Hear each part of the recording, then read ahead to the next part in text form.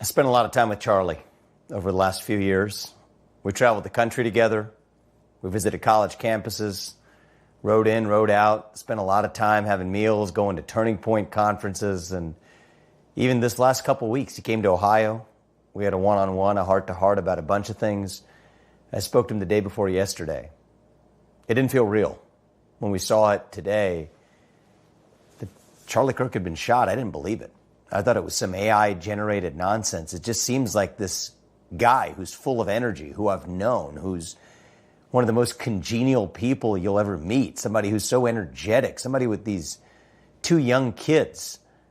It couldn't have been him. It didn't seem real. And then it hit you that what was supposed to be shocking wasn't actually all that shocking if you've even been listening to Charlie's own message.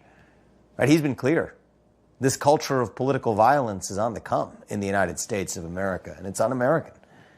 It's wrong. It's sad. And you think about what crime he committed. What was it? Just fostering open dialogue amongst young people on college campuses. I knew him, and the thing he loved to do more than anything wasn't just sit around talking to people who agreed with him.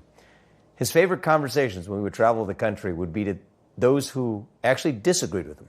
And he would talk to them peacefully, respectfully, in a way that allowed them to talk out their differences rather than to physically fight them out. And that's the American way of life. That's what this country is all about.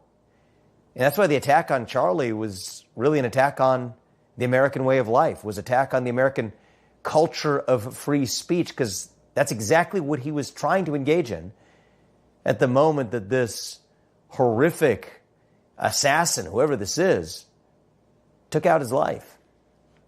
We're never going to get him back. But what we can still get back is that spirit of who we are, that kernel of Americans, the country that allows you to speak your mind in the open without fear of getting shot, without fear of getting locked up by your government. That's what Charlie stood for. And the way we're going to honor his legacy, I hope, is to let this moment be that turning point in our national history where we're done with this culture of political violence, where we're done with this culture of suppressing people through physical intimidation and force. That's not us. I'm still processing what happened. I can't begin to fathom what his family is going through with a 1-year-old, a 3-year-old. Imagine the position that his wife is in right now.